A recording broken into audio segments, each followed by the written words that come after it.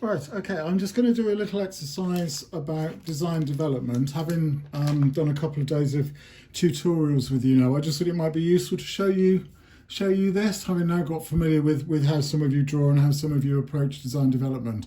So what I'm going to start with here is just my little black outline, which some of you have done for your lineups. So actually your lineups are quite useful for the design development process, especially if you've done them in terms of naked figures that you can then draw on top of. So I'm going to use that within the design development because we've already got the silhouette to work from as a template. And what I'm going to introduce you to now is the notion of layout pads, which are really useful for design development. So there we have layout pad. Okay, now what's marvelous about these, if you've never used one before, is that unlike conventional books where you work from front to back, with a layout pad you work from back to front. And the way they work, it's almost like tracing paper. So for the design development process, it's really useful. So all we do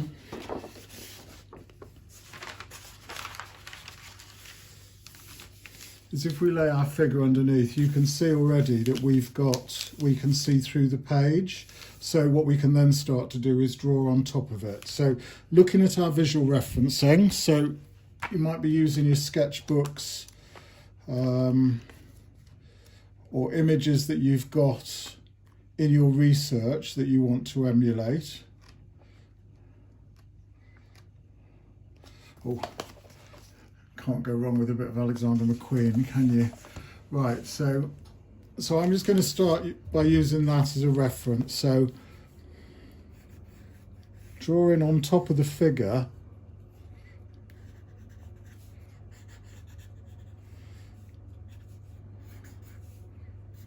I'm just going to start to draw in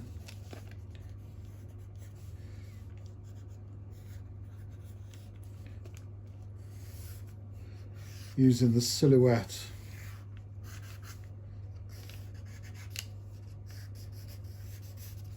underneath.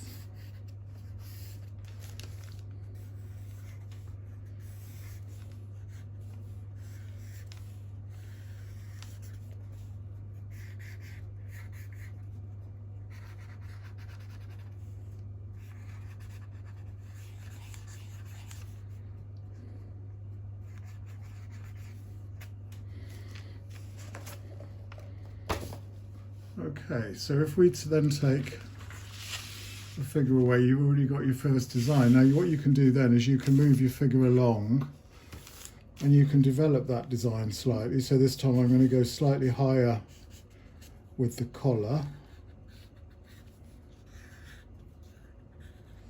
Maybe bring in a little short sleeve.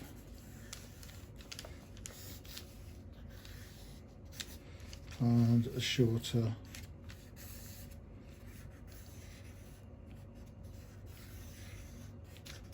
skirt.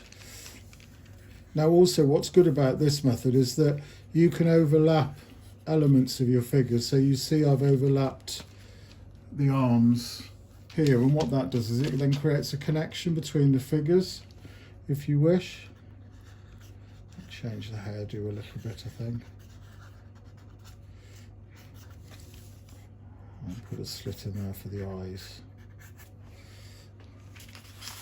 So then we have another example of the design development process, and then I'm going to keep, and I'll just do one more on this page.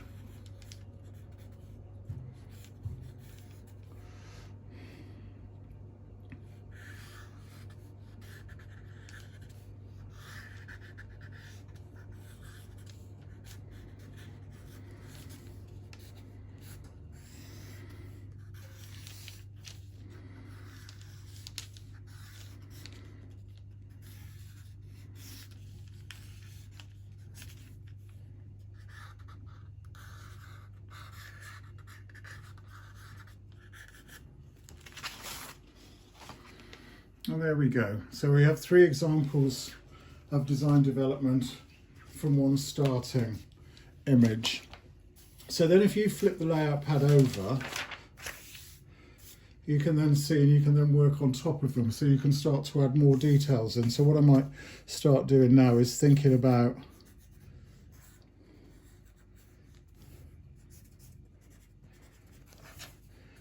adding in a waist corset,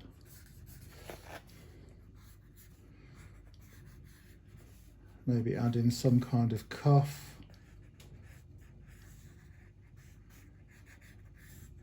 a slight collar detail,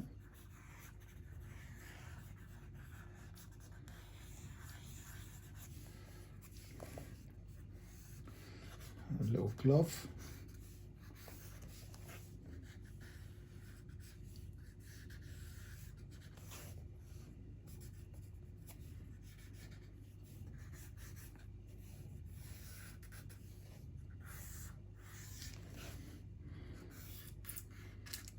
Some big boots.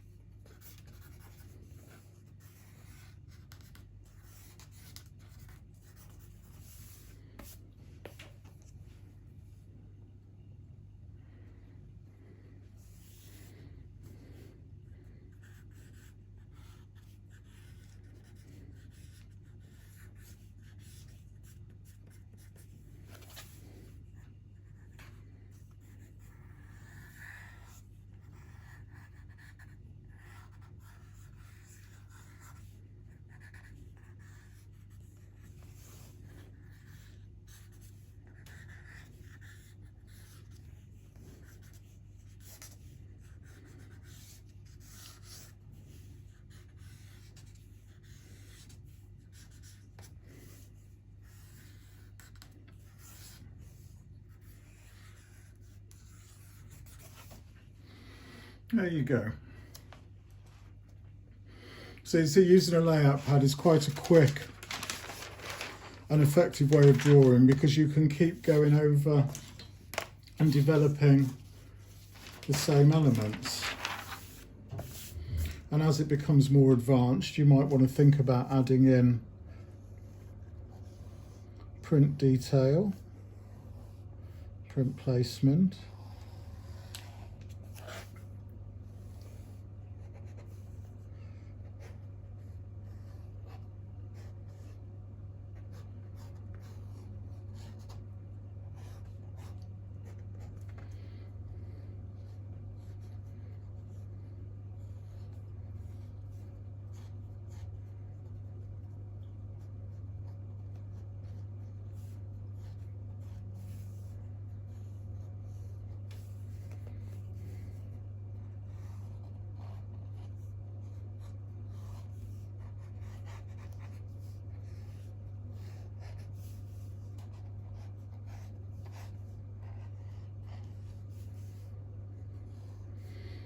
I'll add a little jumper or a little layer underneath.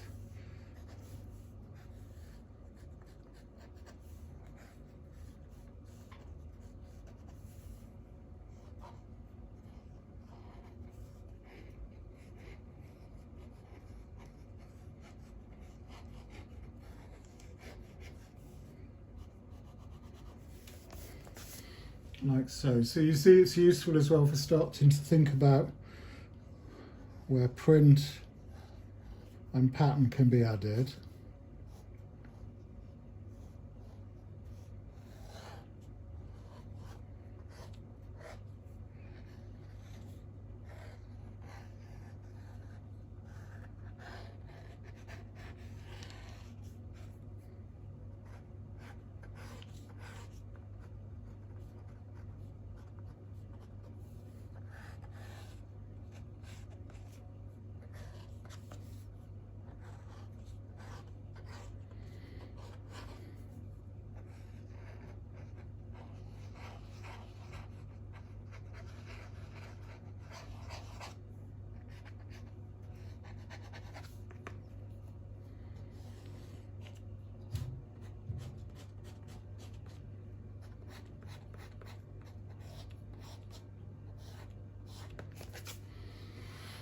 So you get the picture, don't you? Literally. So and then also, if we're thinking about developing ideas which are quite similar and layered and textural. I mean, some of you have been exploring kind of floaty layers for Rusalka. So if we're thinking of float,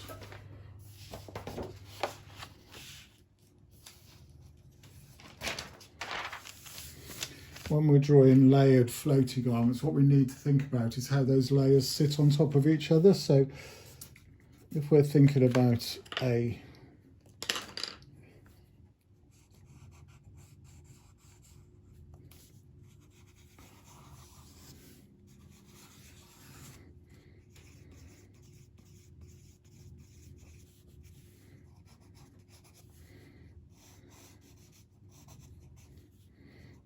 Rusalka kind of water nymph, she might have a little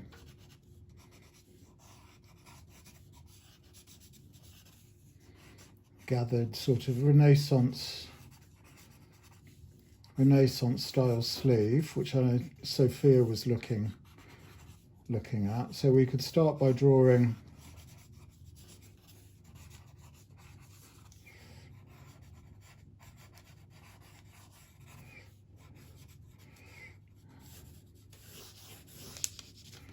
the shift onto our Rusalka. So I'm trying to demonstrate here that it's floaty by kind of kicking the hem out a little bit and then adding in some lines to show the direction of float. So you see what we've got there is a kind of a starting point, almost like a Renaissance chemise. But then if we want to add layers to that, so we might take this and then we'll start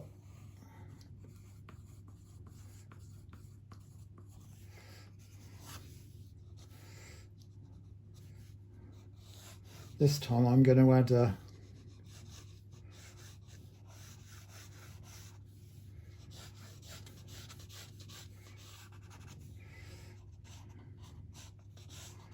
kind of drapey fishnetty kind of affair over the top, which someone was doing earlier. Now that means that then I can then see what the garment underneath is doing, so I can then carry on drawing in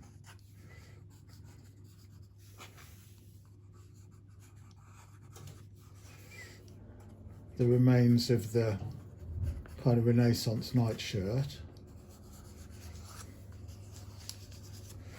But then I might want to add another layer over the skirt. So I'm going to add another layer of chiffon, and this time I'm going to go slightly wider than the layer that's underneath. Again, giving the suggestion of float. And this time again I can see what's going on underneath there. And you see if I just carry on that line up into the skirt, you can see that it suggests that the float is continuing. And then we might want to add some accessories or some jewellery, so I might want to do a kind of beaded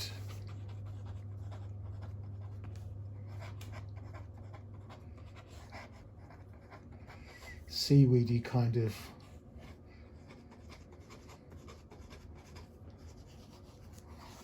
necklace, which then hangs over the fishnet that we've done earlier. And because I'm now starting to play with pearls and with beads, I might start to add in some little decorative pearls.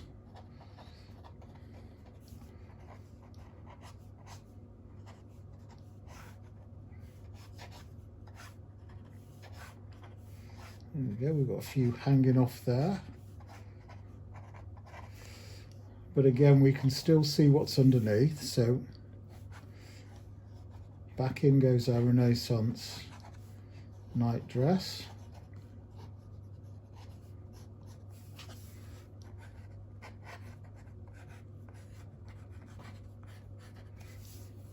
And now this time I'm going to add another layer, but this time I'm going to add a belt as well. So I think I'm just going to pop almost like a pre-Raphaelite kind of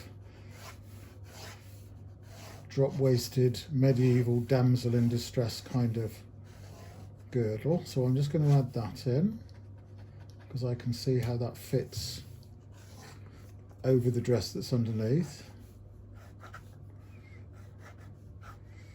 And then I'm going to do another floaty layer. And I'm going to copy again the second floaty layer that we did last time. And then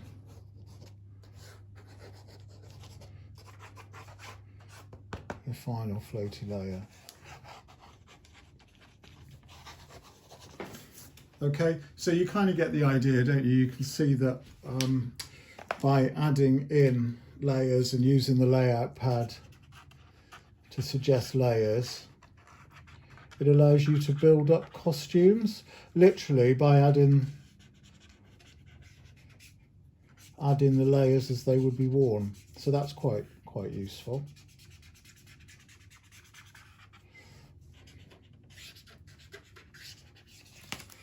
Okay, so that's how layout pads can be useful. Something else I'm going to show you as well is a technique if you're wanting to develop print or include a photographic print or something within your design. So this time I'm going to use a little 60s silhouette, which we discussed yesterday. So I'm just going to start by drawing my little 60s lady. So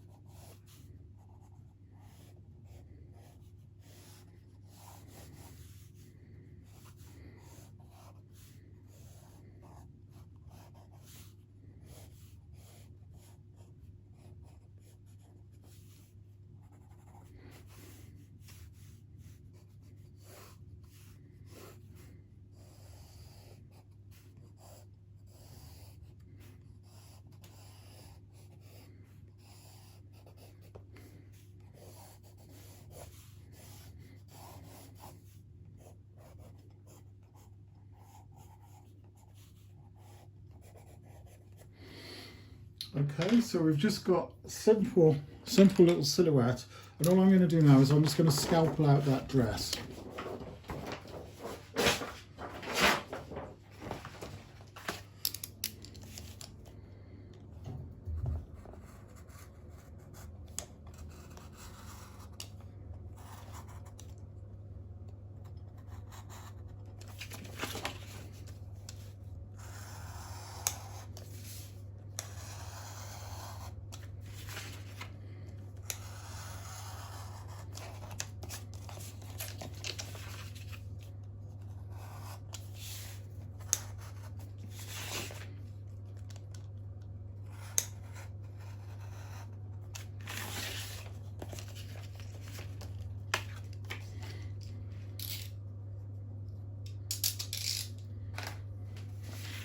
Okay, so we just scalpeled out our little 60s dress. Now what's lovely about this now is that you can use anything you like to add pattern underneath. So if we lay that under there,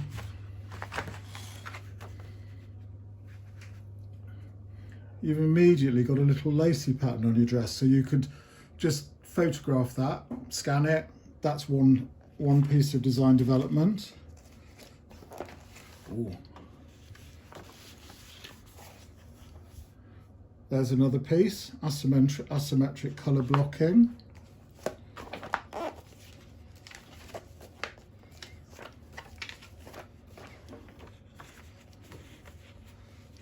Jeweled stripes, asymmetric stripes.